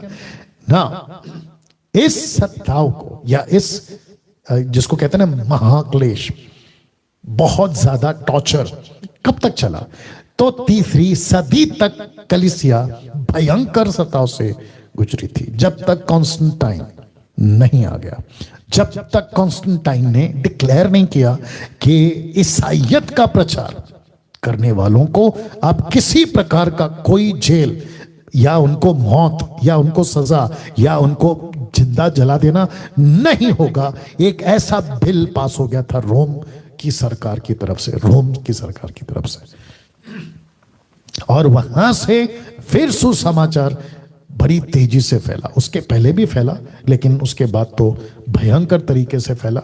लेकिन साथ में गड़बड़ भी बहुत हुआ, क्योंकि छूट मिल गई ना। तो एक ग्रुप आया, उसने कहा कि एक काम करते हैं, 3 सदी के बाद, यानी कि 300 साल बाद। तो एक ने बोला, अरे अभी तो हम मसीहत का खुल्लम खुल्ला प्रचार कर सकते हैं, अब अपने विश्वास का हम डिक्लेयर कर सकते हैं, चलो एक काम करते हैं, लोगों को इकट्ठा करते हैं, एक घर बनाते हैं। बोला ठीक है, तो घर पर क्या रखे, बोला ऊपर क्रूस बना देंगे। तो क्रूस बना दिया। एक ने बोला एक काम करते हैं, यीशु की तस्वीर लाते हैं। एक ने कहा कि मैं अच्छा ये बना लेता हूँ, मूर्ति बना लेता हूँ, मट्टी का, कीचड़ का, पत्थर का, XYZ, तो उसको रख देते तो ताकि लोगों को पता चले कि ओके ये यीशु के वाले लोग हैं। ऐसे करके बेड़ा गर्क कर दिया। तो क्रूस की पूजा स्टार्ट हो गई, तस्वीर की पूजा स्टार्ट हो गई, मूर्ति की पूजा स्टार्ट हो गई। किसकी? यीशु की। फिर यीशु के तक ठीक था, बीच में माँ को ले आए मरियम, बोला इसकी भी मूर्ति बनाओ, इसकी भी तस्वीर रखो, माँ कैसे दिखती हो। फिर यीशु को छोटा बच्चा बना दो, और हर साल यीशु कैसा पैदा हुए थे, ओके बोला ऐसा पैदा हुए थे, वहां पर गडरियों के बीच में पैदा हुए थे। फिर तारा दिखा था, तो बोला एक काम करो क्रिप बिठा देते। तो कैथलिक वालों ने क्रिप लेकर आया। फिर बोला और क्या करते, फिर एक काम करते डिक्लेयर कर दे क्रिसमस, नाताल, और फिर ना जाने क्या क्या। लेकिन मकसद उस यीशु का जो था वो धर्म के चक्कर में फिनिश हो गया। धर्म के चक्कर में। कौन सा धर्म? ईसाई धर्म, या ईसाई धर्म, क्रिश्चियनिटी, रिलीजन के चक्कर में खत्म हो गया। ओके, तो याद रखना कि 3री सदी तक कलीसिया भयंकर सताव से गुजरी थी। उसके बाद रिलीफ हुआ। अब वो बात अलग है कि आज चुटुर पुटुर है, बट उस टक्कर पे नहीं है जो 3री सदी तक कलीसिया ने झेला। एक और कनेक्शन दे रहा हूं, गजब का कनेक्शन है, मजा आएगा आपको। मैं चाहता हूं कि पहले आप फोटो देख लीजिए। आप शायद जानते हैं, नहीं जानते मुझे नहीं मालूम। इंग्लिश में लिखा है 4 लिविंग क्रीचर्स, 4 जीवित प्राणी। आप देख सकते हैं, यहां से शुरू करेंगे। बब्बर शेर है, मनुष्य का चेहरा है, उकाब का चेहरा है और एक बछड़ा या गाय बैल जो भी आप बोलो, है ना, ये चार प्राणी। या अब ये क्यों और चार ही क्यों? अभी कुछ लोग, मैंने कौन सा प्रश्न रखा था, जो रखा था ना बड़ा प्रश्न, कि चार सुसमाचारी क्यों? तो उसका आत्मिक और जो कि बेस बनेगा, चार क्यों? तो प्रकाशित वाक्य की पुस्तक को जब यूहन्ना लिख रहा था तो उसने कुछ ऐसा लिखा, चार के साथ में रेवलेशन चैप्टर 4 वर्स 7 उसने क्या लिखा देखो। कहता है कि मैं आत्मा में आ गया, पहले ही अध्याय में मैंने देखा, क्या देखा? कि एक प्राणी है जिसका मुंह सिंह के समान, दूसरा प्राणी का मुंह बछड़े के समान, तीसरे प्राणी का मुंह मनुष्य का सा, और चौथे प्राणी का मुंह उड़ते हुए उकाब के समान, ईगल। वाह! 4 लिविंग क्रीचर्स। पहला क्या है? सिंह। दूसरा क्या है? बछड़ा। तीसरा क्या है? मनुष्य। चौथा क्या है? उकाब। अब आपको मैं बताऊंगा कि मत्ती, मरकुस, लूका, यूहन्ना से क्या कनेक्शन है, लेकिन उसके पहले ऐसी ही घटना एक व्यक्ति जिसको कहते हैं प्रॉफिट हेजेकियल, उसने भी रिकॉर्ड किया। कैसे? कुछ ऐसे, कुछ ऐसे। तो हेजेकियल की पुस्तक पहला अध्याय वचन 10, the book of Ezekiel chapter 1 verse 10, क्या लिखा है देखिए। लिखा है कि उनके सामने के मुखों का रूप मनुष्य का सा था, उनके चारों के दाहिने ओर के मुख सिंह के से थे, बाएं ओर के मुख बैल के से थे, चारों के पीछे का मुख उकाब के पक्षी के से थे। तो मनुष्य, सिंह, बैल, उकाब।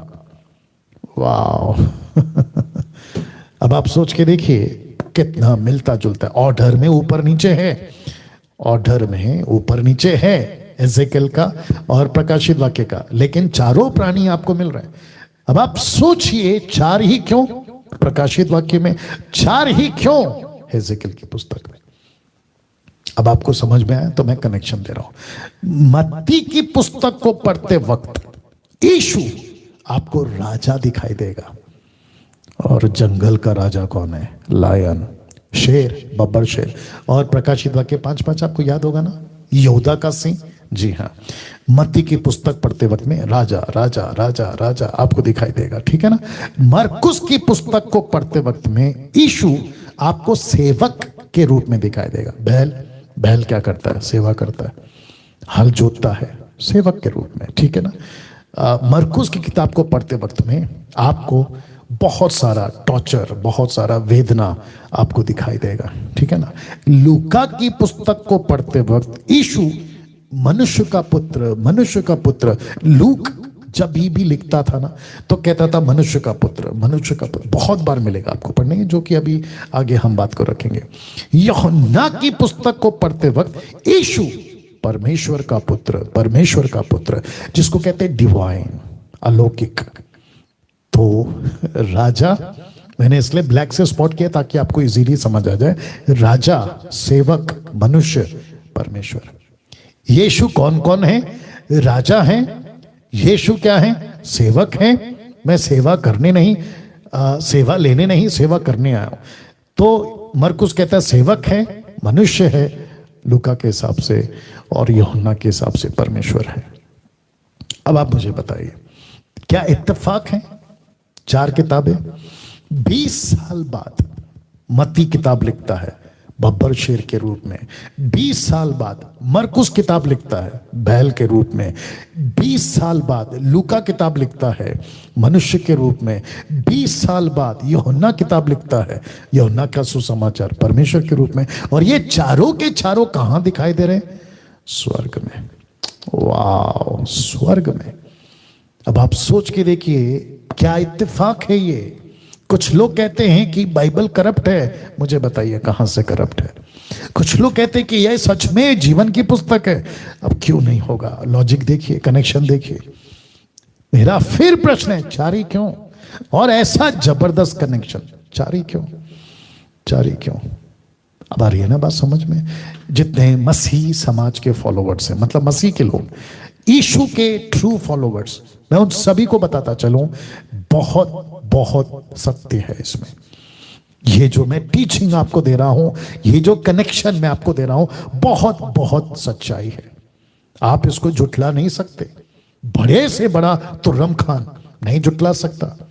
उसको एक एक प्रश्नों का उत्तर देना भारी पड़ जाएगा। कुछ लोग बीच में फेसबुक पे मुझे क्या कहते हैं ना, ट्रोल करते वक्त में, आलोचना करते वक्त में, कि कभी हमसे प्रश्न करो, कभी हमसे बात करो। बेटा, दूध का बोतल पहला छुड़ा लो, उसके बाद बात करते हैं, है ना। यीशु इतना सत्य है कि इसको कोई भी टक्कर नहीं दे पाएगा, या कोई टक्कर नहीं दे पाएगा। इतना सटीक है। उस वक्त के किंग्स, उस वक्त के एम्परर्स, उस वक्त के पॉलिटिशियंस, उनको पूछो, उस वक्त के सेनाओं से पूछो, क्या सच्चाई है। हालत खराब हो जाएगी आप लोगों की। जो विरोध करते हैं ना, मैं उनकी बात कर रहा हूं ना। पूरे बाइबल में यीशु कौन है? टोटल बाइबल में यीशु कौन है? 4 सुसमाचार का तो मैं टॉपिक लेके चल रहा हूं, लेकिन ये 4 सुसमाचार और टोटल बाइबल में 4 सुसमाचार को तक को मैं काउंट कर रहा हूं। यीशु कौन है? Question mark. यीशु गॉड है। गॉड, परमेश्वर है। मेरे साथ में बने रहे। 9 बज चुके हैं मुझे मालूम है, लेकिन बने रहे। यीशु गॉड है। पास्टर डैनियल प्रूफ करो। अभी कर रहा हूं, लीजिए। 1 तिमोथी चैप्टर 3 वर्स 16। पहला तिमोथी 3:16। देखो क्या लिखा है। लिखा है, और इसमें संदेह नहीं कि भक्ति का भेद गंभीर है, अर्थात वह यीशु, अर्थात वह जो शरीर में प्रकट हुआ। English translation, KJV version, NIV version, आप कोई भी इंग्लिश ट्रांसलेशन उठाकर देख लो, इवन ओरिजिनल मैन्युस्क्रिप्ट ग्रीक, उसको भी उठा के देख लो, तो आपको ये लिखा हुआ मिलेगा, गॉड बिकेम मैन। मैं रिपीट करूं, गॉड बिकेम मैन। परमेश्वर मनुष्य बन गया। तो लिखा है कि वह जो शरीर में प्रकट हुआ, आत्मा में धर्मी ठहरा, स्वर्गदूतों को दिखाई दिया, अन्य जातियों में उसका प्रचार हुआ, जगत में उस पर विश्वास किया गया, महिमा में ऊपर उठाया गया। फिलिपियो 2:6, the book of Philippians chapter 2:6 कहता है, जिसने परमेश्वर के स्वरूप में होकर भी। अब आपको समझ में आ गया, ये खुद परमेश्वर के स्वरूप में होकर भी परमेश्वर के तुल्य होने के अपने वश में रखने की वस्तु ना समझा। वह यूहन्ना 1:18 कहता है, परमेश्वर को किसी ने कभी नहीं देखा, एक लौता पुत्र जो पिता की गोद में है, उसी ने उसे प्रकट किया। पिता की गोद, यह दृष्टांत है। यीशु को छोटा बेबी मत बनाइए। परमेश्वर का गोद मतलब एक दृष्टांत के रूप में बात हो रही है। एक लैंग्वेज है बाइबल की, मैं बता चुका हूं। उसी ने परमेश्वर को प्रकट किया। यीशु आए, परमेश्वर आया जैसा। यीशु बात कर रहे, परमेश्वर बात किया जैसा। यीशु कुछ कर रहा है, परमेश्वर करने जैसा। ये है। अब जबरदस्त कनेक्शन और आ रहा है आगे। उसके पहले ये लिखा है, यूहन्ना मुर्दा सा गिर पड़ा। कब? जब उसने प्रकाशित वाक्य 1:17 में यीशु को देखा, तो लिखा है कि जब मैंने उसे देखा तो उसके पैरों पर मुर्दा सा गिर पड़ा। मुर्दा का मतलब समझते? उसमें जान नहीं बची। क्यों? ये यही यूहन्ना था जो कंधा टेक के बैठता था। ये यही यूहन्ना था जिसने यीशु मसीह को चमत्कार करते, कार्य करते देखा था।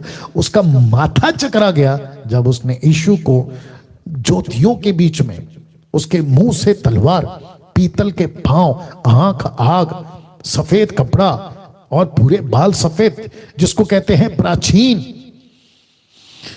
वाह! ऐसा जब देखा तो लिखा है, मुर्दा सा गिर पड़ा और उसने मुझ पर अपना हाथ, दाहिना हाथ रखकर कहा, मत डर, मैं प्रथम, अंतिम और जीवित हूं। ऐसी बात इस व्यक्ति ने कही जिसका नाम यीशु है। इस ही यूहन्ना ने प्रकाशित वाक्य 5:12 में देखो क्या लिखा है। लिखा है, वे ऊंचे शब्द से कहते थे कि वध किया हुआ मेमना ही सामर्थ, धन, ज्ञान, शक्ति, आदर, महिमा के और धन्यवाद के योग्य है। किसको मिलती है महिमा? किसका होता है आदर? सिर्फ परमेश्वर का। और ये फोटो देख लो, प्रकाशित वाक्य 5:13 से 14। फिर मैंने स्वर्ग में, पृथ्वी पर, पृथ्वी के नीचे नरक में, समंदर के सब सजी हुई वस्तुओं को, सब कुछ को जो उनमें है, ये कहते सुना कि जो सिंहासन पर बैठा है परमेश्वर, उसका और मेमने का यानी यीशु का धन्यवाद, आदर, महिमा, राज्य युगानुयुग रहे। और चारों प्राणियों ने आमीन कहा और प्राचीनों ने गिरकर दंडवत किया, गिरकर दंडवत किया। अब आप मुझे बताइए किसको करते हैं ये? गॉड को, परमेश्वर को। एक जबरदस्त कनेक्शन दे रहा हूं, आप ये फोटो में देख सकते हैं सिंहासन पर ऑलमाइटी गॉड पिता यहोवा, यीशु को आप देख सकते हैं राइट साइड में, और ये वचन खुद पिता के मुंह से निकला हुआ। पौलुस को प्रकाशन मिला, उसने कहा हिब्रू 1:8 में, परंतु पुत्र से कहता है कौन? पिता, द ऑलमाइटी गॉड, यहोवा खुद कहता है, जिसका ग्रीक ट्रांसलेशन अभी मैं रखूंगा, थियोस। वो कहता है कि हे परमेश्वर, तेरा सिंहासन युगानुयुग रहे, तेरा राज्य का राजदंड न्याय का राजदंड है। सिंहासन, फोटो देख लो, मेरी मदद की आपको समझाने में। यीशु का सिंहासन, यीशु का राज्य, यीशु का राजदंड, कौन कह रहा है? खुद परमेश्वर। उसको नाम क्या दे रहा है? पुकार रहा है परमेश्वर। पास्टर डैनियल, ये हो गया हिंदी, हो गया इंग्लिश, ओरिजिनल का क्या चक्कर है? आपके बीच में मैंने जो स्क्रीनशॉट लिया हुआ है ना, और जिसको मैंने एरो किया है, आप जरा फोटो देख लीजिएगा। ये है हिब्रू 1:8 और ये है जॉन 1:1, जहां पे ऑलमाइटी गॉड की बात हो रही है। तो दोनों ट्रांसलेशन आपको एक ही मिलेगा, थियोस, और स्ट्रॉन्ग्स क्या है? 2316, और इंग्लिश ट्रांसलेशन क्या है? गॉड। अब बताइए वक्त को ध्यान रखना है, बट ये बहुत पावरफुल है। जीसस को टोटल बाइबल में आप कैसे देखते हैं? गॉड।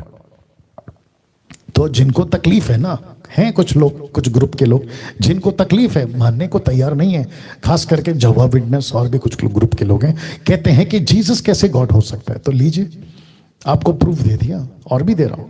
चारों सुसमाचार की पुस्तकों में आपको परमेश्वर की एक बहुत बड़ी योजना दिखेगी, बहुत बड़ी योजना। योजना क्या है मैं रख रहा हूं। आपने कभी ध्यान दिया था अदन की वाटिका में, अदन के बगीचे में परमेश्वर लूसीफर शैतान को एक चैलेंज देता है। चैलेंज क्या? ये वाला, मैं तेरे और स्त्री के बीच में, तेरे वंश इसके वंश के बीच में उत्पन्न करूंगा क्या?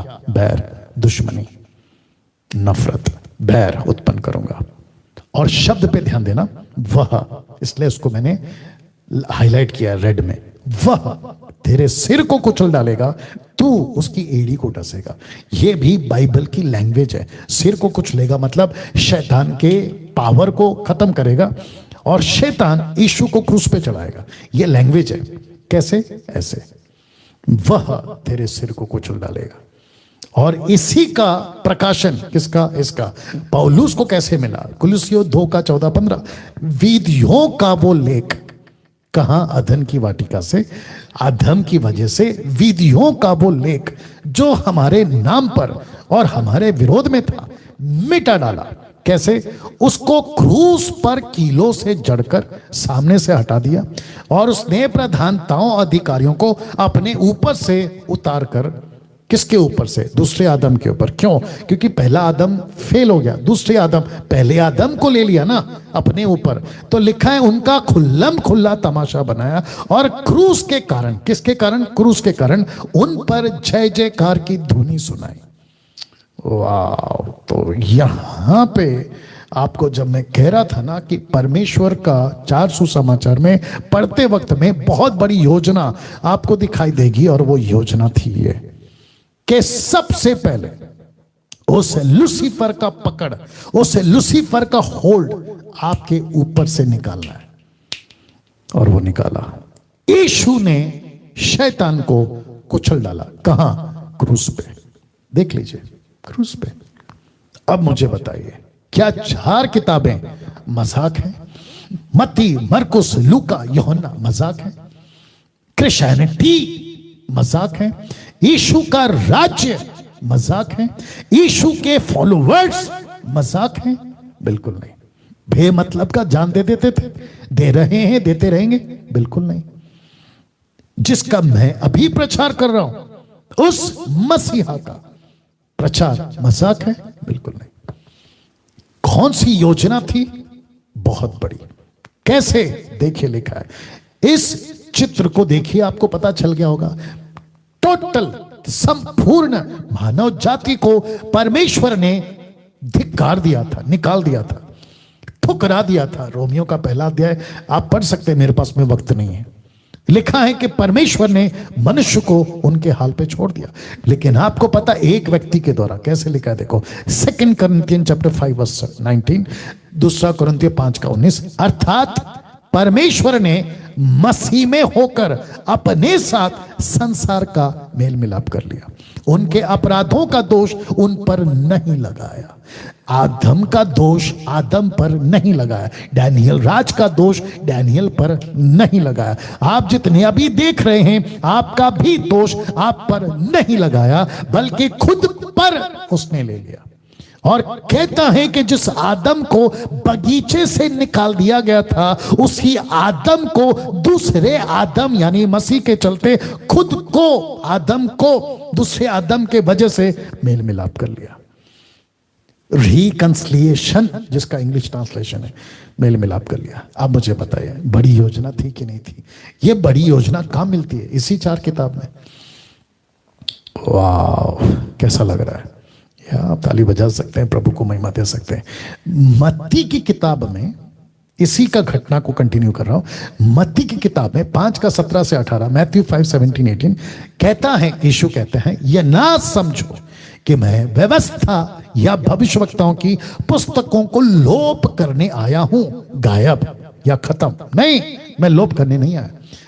फिर लिखा है, परंतु पूरा करने आया हूं। I have come to finish the work. मैं इसको पूरा करने आया हूं। कैसे? आपको बता चुका हूं, क्योंकि मैं तुमसे सच कहता हूं कि जब तक आकाश पृथ्वी टल ना जाए, तब तक व्यवस्था से एक मात्रा या बिंदु बिना पूरा हुए नहीं टलेगा, नहीं टलेगा। इन 4 किताबों में परमेश्वर की बड़ी योजना आपको ऐसी दिखती है। यीशु का जन्म उसका योजना में था। कुछ लोग कहते हैं यीशु बच्चा कैसे पैदा हो सकता है? दूसरा आदम पैदा हुआ ना, उसकी गलती के चलते बच्चे पैदा हुए ना, तो उस बच्चों को मेल मिलाप करने के लिए एक बच्चे का पैदा होना जरूरी था। यह है उसकी योजना। तो यीशु का जन्म, दूसरा यीशु का मृत्यु, तीसरा यीशु का जी उठना, चौथा यीशु का आसमान में ले जाना। लिखा है प्रेरितों का 1:9 में, यह कहकर वह उनको देखते देखते ऊपर उठा लिया गया, बादल ने उसे उनकी आंखों से छिपा लिया और ये फिर वापस आएगा। उसी प्रेरितों का 1:11 कहता है, यही यीशु जो तुम्हारे पास से स्वर्ग पर उठा लिया गया, जिस रीति से उसे स्वर्ग को जाते देखा, उसी रीति से वो फिर आएगा, वो फिर आएगा, वो फिर आएगा। वाह, उसकी योजना में ये सब था साहब। यीशु का जन्म उसकी योजना में 4 किताब बताती है। यीशु का मरना ये 4 किताब बताती है उसकी योजना में। यीशु का जी उठना ये बताती है 4 किताब में। यीशु का आसमान में उठा लिए जाना ये बताती है 4 किताब में। और यीशु का फिर वापस आना ये बताती है। तो बड़ी योजना के तहत, तो मजाक में नहीं लेना। यीशु पैदा हुआ धर्म के हिसाब से नहीं लेना, मानव जाति के लिए पैदा हुआ। मेरे को वापस रखने दीजिए। यीशु पैदा हुआ क्रिश्चियनिटी के लिए नहीं, मानव जाति के लिए। यीशु क्रूस पे मरा क्रिश्चियनिटी के लिए नहीं, मानव जाति के लिए। यीशु जी उठा क्रिश्चियनिटी के लिए नहीं, मानव जाति के लिए। यीशु ऊपर चले गए, अभी बैठे ऊपर, मानव जाति के लिए, क्योंकि लिखा है कि वो मध्यस्थी कर रहा है। यीशु वापस आएगा मानव जाति के लिए। वाह, अब एक बहुत जरूरी बात, उसके बाद फिनिश करूंगा। बहुत जरूरी बात, जिस यीशु को आप बाइबल में से जानते हैं, आप पढ़ते हैं ना, अरे वाह यीशु ऐसा है, यीशु मत्ती ऐसा कह रहा है, मरकुस, लूका, योना। ओ नहीं, यीशु यहां फिनिश नहीं होते साहब। जिस यीशु को आप बाइबल में से जानते हैं, उससे कई लाखों गुना बढ़कर वो है, लाखों गुना बढ़कर वो है। आप यीशु को बच्चा मत समझिए, यीशु को कमजोर क्रूस पे चढ़ा हुआ। कुछ लोग मजाक उड़ाते हैं, अविश्वासी कहते हैं खुद को नहीं क्रूस पे बचाया, हमको क्या बचाएगा। मजाक में नहीं लेना, भारी पड़ जाएगा मजाक आपको। जिस यीशु को आप बाइबल में से जानते हो उससे लाखों गुना बढ़कर है, वो लाखों गुना बढ़कर है। कुछ एग्जाम्पल दे रहा हूं। जानते हो शास्त्री फरीसी मूसा का जिक्र करते थे, एलिया का जिक्र करते थे, लेकिन पता है क्या लिखा है? ये दोनों, देखो मूसा एलिया, ये दो पुरुष उसके साथ बातें कर रहे थे। किसके साथ? यीशु के साथ। इसका दबदबा देखिए, इसका रुबाब देखिए। मूसा आता था यीशु से बात करने, एलिया आता था यीशु से बात करने के लिए। वाह, अब्राहम की बात कर लेते हैं। अब्राहम बताया ना, father of faith, father of nation Israel. योना 8:58 यीशु ने शास्त्री फरीसियों से कहा, मैं तुमसे सच सच कहता हूं, मतलब बात में दम है। जब दो बार सच सच आता ना तो बात में दम है। कहता है मैं तुमसे सच सच कहता हूं कि पहले इसके कि इब्राहिम उत्पन्न हुआ मैं हूं। कहता है कौन? यीशु कहता है मैं हूं। तुम अब्राहम की बात करते हो, अब्राहम से पहले मैं हूं। तो जिसको आप बाइबल पढ़कर यीशु को एक बक्से में रखते हो ना, ओके यीशु ऐसा है, यीशु ऐसा है, ना ना ना ना, यीशु लाखों गुना बढ़कर है। 1 कुरिन्थियों 10:4, सब ने एक ही आत्मिक जल पिया, पौलुस कहता है, क्योंकि वे उस आत्मिक चट्टान से पीते थे जो उनके साथ साथ चलती थी, और वो चट्टान मसीह था। अब मुझे बताइए, मुझे वापस जाना होगा थोड़ा सा पीछे। जिस यीशु को आप बाइबल में से जानते हैं उससे कई लाखों गुना बढ़कर है वो। और ये शुरू होगा अगले हफ्ते से। पर एक एक लहर, एक एक क्या कहते हैं ना, पर्दा उठाता चलूंगा, तो वो चट्टान है। कैसा लगा दोस्तों? कुछ अनाउंसमेंट करके प्रार्थना करूंगा। अगले हफ्ते झारखंड के लोगों आपके साथ मीटिंग करूंगा। कल परसों छत्तीसगढ़, बुधवार हरियाणा, गुरुवार दिल्ली, उसके बाद एसएसडी, उसके बाद ये जो 4 ग्रुप हैं इनके साथ में, आपके साथ में जो है इंस्ट्रक्शंस की बात मैं करूंगा। और अगले Sunday episode number 2, study on 4 gospels, Matthew, Mark, Luke, John. आ गया फोन? या करो करो। एक प्रार्थना करते हैं, फिर एक बच्चे का समर्पण है, उसके बाद खत्म करेंगे। आइए दुआ करते हैं। सृष्टिकर्ता पिता, धन्यवाद इन अद्भुत अद्भुत बातों के लिए। इस पहले एपिसोड पर, एपिसोड नंबर 1 पर प्रभु जी, परिचय, इंट्रोडक्शंस के परिचय पर प्रभु जी आपने हमसे बातें करी। यीशु, क्या अद्भुत हैं आप, क्या महान हैं आप। ऐसी बातों के साथ आपने आज हमें सिखाया। परमेश्वर, मेरी प्रार्थना है जितने लोगों ने देखा है, जितने लोग अभी जुड़े हैं प्रभु और इन बातों को सीखे हैं, एक एक व्यक्ति को प्रभु आप इसी तरीके से मजबूत करें, ताकि परमेश्वर, मनुष्य जान सके कि सच्चा परमेश्वर कौन है। ये प्रार्थना यीशु के नाम से मांगते हैं, आमीन। आप ताली बजा सकते हैं, प्रभु को धन्यवाद दे सकते हैं। फेसबुक और यूट्यूब ये वीडियो को खूब शेयर करें। एक बच्चे का समर्पण है और वो बच्ची है, बेबी गर्ल है जी। आप लोग सामने आ जाएं, माता पिता सामने आ जाएं जी, बच्चे को लेकर आए। क्या हो गया? नहीं चल रहा है, उनका नेटवर्क इशू है। अरे बाप रे, मैं नहीं रुक सकता इतना देर। देखो, बात करो। एक बच्चे का आज समर्पण है, ऑनलाइन डेडिकेशन जिसको कहेंगे। बच्चे का नाम, लड़की है वो, बेबी गर्ल स्तुति उस बच्चे का नाम रखा है उन्होंने। एक सेकंड दीजिए, आ गया तो बताना।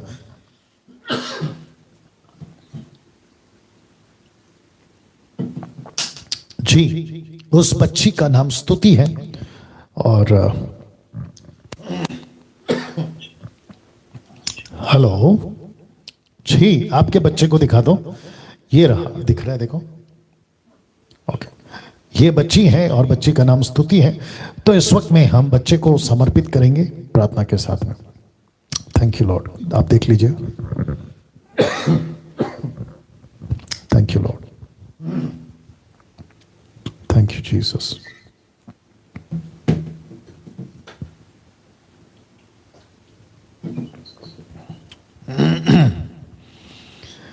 आइए प्रार्थना करते हैं। सृष्टिकर्ता पिता, प्रभु यीशु के नाम से इस बच्ची को जिसका नाम रखा है स्तुति, आपके हाथों में सौंपते हैं। प्रभु जी, माता पिता उन्हें इस योग्य बना कि इस बच्ची को तेरे रास्ते पे चला सके, जैसे नीति वचन 22:4 कहता है। प्रभु मैं प्रार्थना करता हूं ये बच्ची तेरी महिमा का कारण बने, ये बच्ची बड़ी होते होते प्रभु तुझे याद करे, जाने सच्चा परमेश्वर कौन है ये जान सके, और साथ ही साथ इस बच्ची को आपके हाथों में सौंपता हूं। किसी भी प्रकार का कोई बंधन, किसी प्रकार का कोई पूर्वजों का श्राप, किसी प्रकार का कोई जादू टोना, दुष्ट ताकतें इस बच्ची पर ना हो। यीशु मसीह बच्चे को प्रोटेक्ट करें, माता पिता को प्रोटेक्ट करें, और साथ ही साथ प्रार्थना करते हैं इन परिवार के द्वारा आपको महिमा मिले। यीशु के नाम से मांगते हैं, आमीन। ओके, थैंक यू भाई साहब, प्रभु आपको आशीष दे, गॉड ब्लेस यू। और वापस कहना चाहता हूं कि अगले हफ्ते भी ये सीरीज चलता रहेगा, study on 4 gospels, episode number 2। चलिए अपना ख्याल रखें, प्रभु आपको आशीष दे, और कल वाले जो हैं वो तैयार रहें। God bless you all.